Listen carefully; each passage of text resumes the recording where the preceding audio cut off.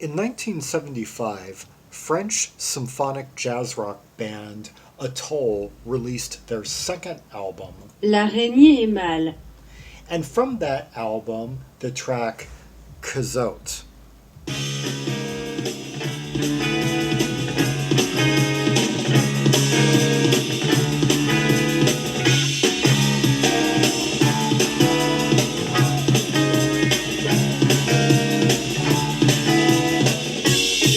Great modulation there, just like right out of the gate. Like, it's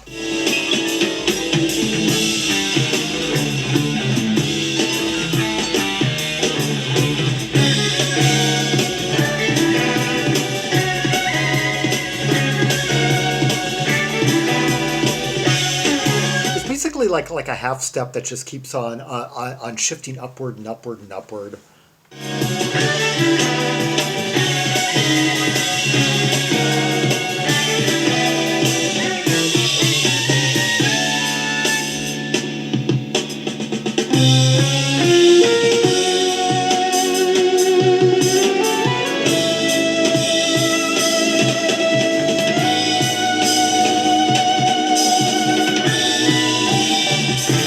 The violin that we're hearing on this is courtesy of Richard Albert, whose presence makes this album. It fills out their sound in a way that and just it gives this makes this arguably their best album. It gives it that kind of Jean-Luc Ponty type quality.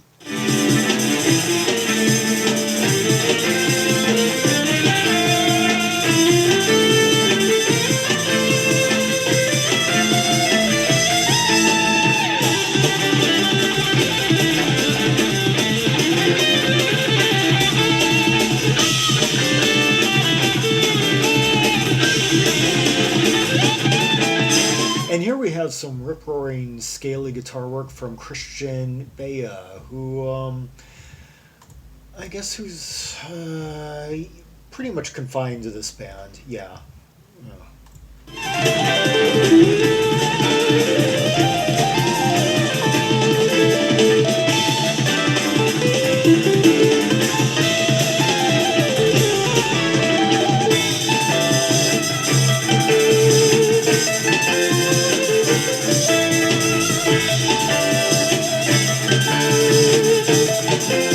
Now we get the drumming. We've got that really persistent like hi hat thing going, and then we cymbals metal, and then we've also over here kind of like in that's like in one speaker, and then this other speaker we've got this more just kind of simple like, and then we've got a few rolls through.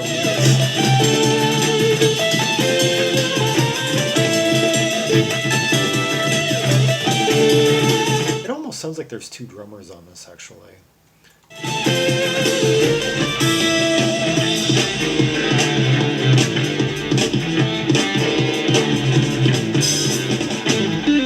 Alain Gozzo is credited with drums on this, and not to do a play on names, but he's quite the gonzo on this recording.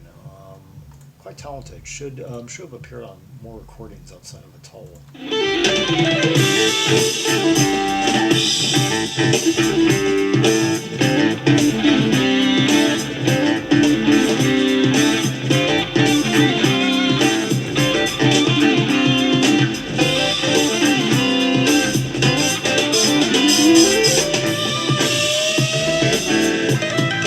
André Balzer is also credited with percussion, and he does vocals on other tracks, not this one, but maybe that accounts for why it sounds like I'm hearing more than what could possibly be done with just two hands on.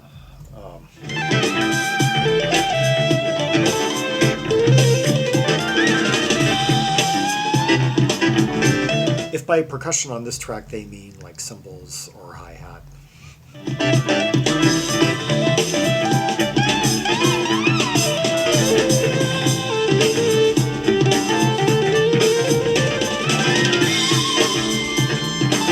Actually, three people are credited with percussion, but that keyboard that we're hearing right now is courtesy of Bruno, Géhin.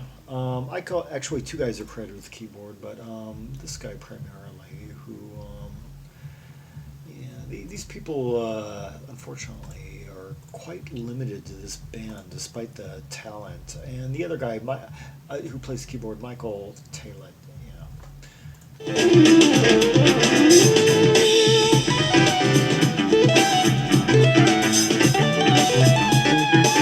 pretty much locked into the key of B flat here.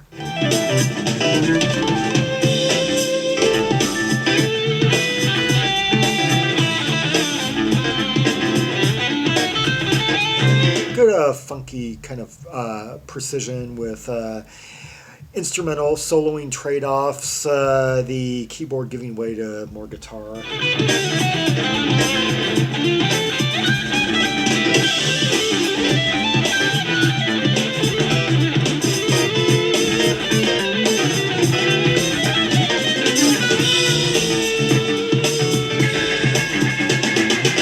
Oh, hear that cutting, slashing violin.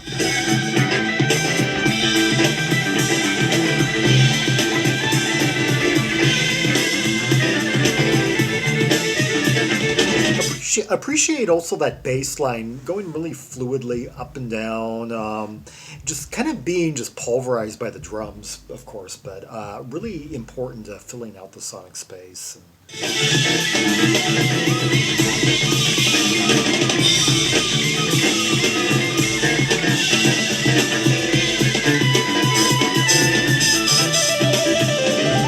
The drumming just has this effect of like big violent waves just splashing against the rocks, like all that cymbal mist, representing the splashing and.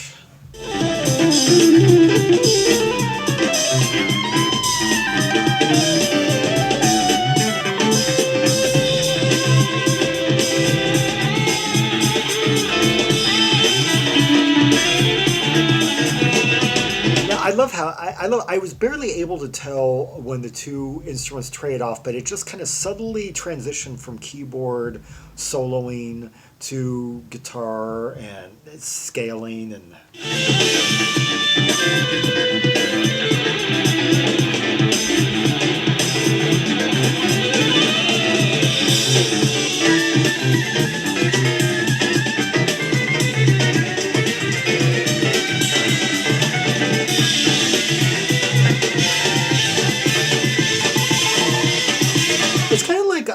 One instrument just sort of blends its way kind of to the fore just before the prior instrument lets go of its own solo and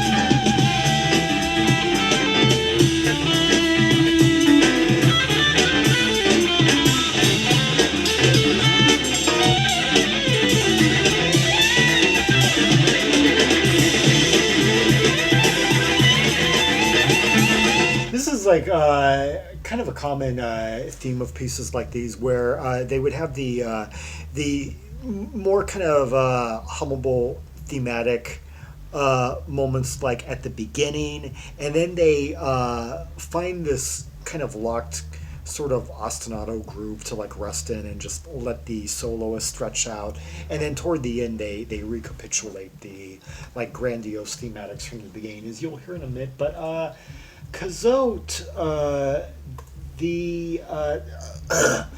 brings up one Jacques Cazotte, who was a French author. Interesting thing about him, Cazotte possessed extreme faculty.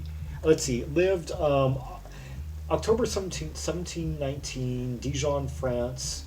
Died age 72, September 1792. And here's a bit on the story, at least the climactic portion. Cazotte possessed extreme facility that he is said to have dashed off a seventh canto of Voltaire's in a single night. Circa 1975, Cazotte embraced the creed of the Illuminati and declared himself possessed of the power of prophecy. It was upon this event that Jean-François de la Harpe based his famous des, Joie d'Esprit, in which he represents Cazotte as prophesizing the most minute events of the French Revolution. Near the end of his life, Cazotte became a follower of the Martinist mysticism of Martinez de Pasquale and became a mystical monarchist. Upon the discovery of some of his counter-revolutionary letters in August 1792, Cazotte was arrested. He escaped for a time through the efforts of his daughter, but was guillotined in September. Huh.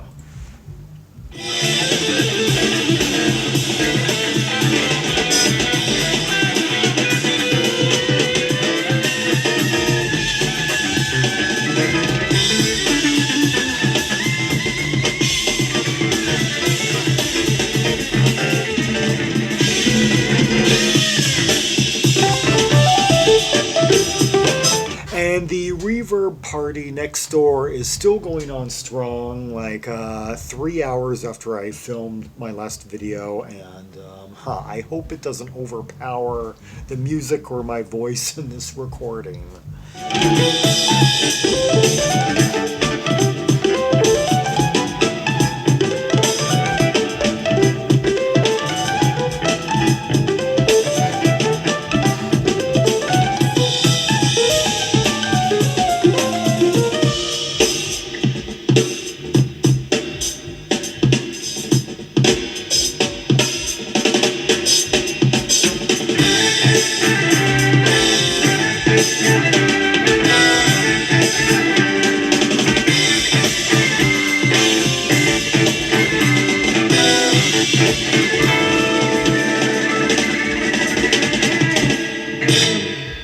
Well, I actually wasn't quite remembering it quite accurately. I thought we got to hear a recapitulation of this.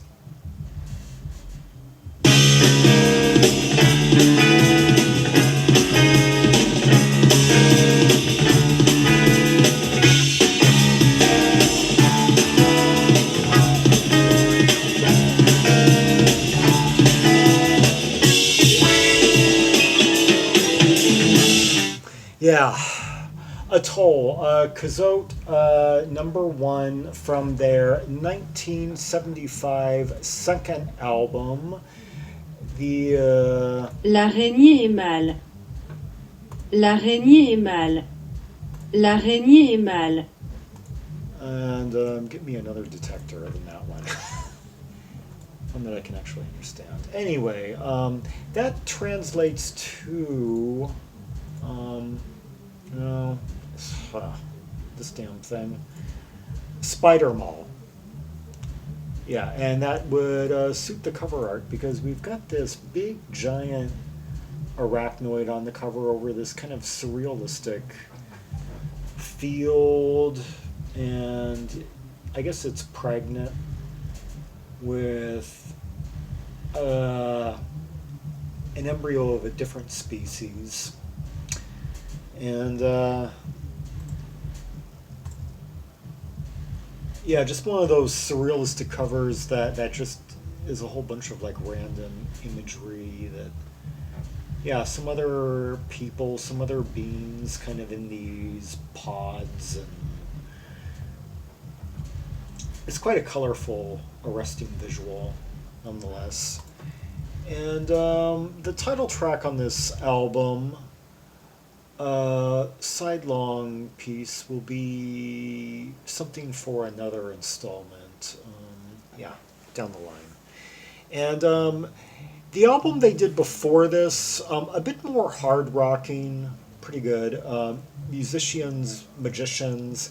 And the one after this, a bit more straight symphonic. Tertio, yeah. And actually, yeah, they did 4 albums during the 70s, all of them kind of different from one another. This one being my favorite because of the violin. I like the violin keyboard interplay. It just has that also French kind of creamy sound to it in places that fits in quite well, with the one I did the other night, Carpe Diem, or Yeah.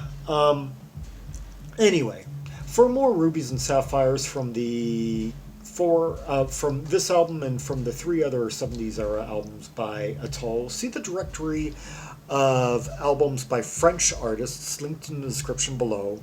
For red hot tracks and tasty purples from the Atoll catalog, as well as other French symphonic, jazz rock, and space rock, and electronic bands of the time period, like Mona Lisa, Ange, Pulsar, Shylock, Carpe Diem, and the list goes on.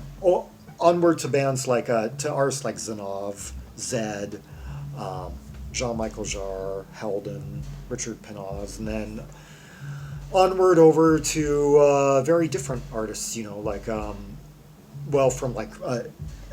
Jean-Luc Ponty to Transit Express and the whole jazz rock scene of the mid to late '70s France, and then onward to chanson, folk, and new wave. Yeah, over roughly 1,050 titles strong currently on the French album directory, with many complete discographies of French acts from the early 1970s to the mid 1980s.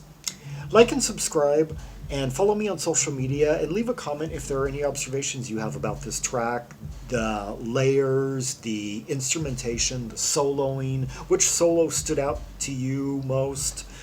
And until next time, this is Zaragon, the world's most ear-traveled trimaximalist, signing off.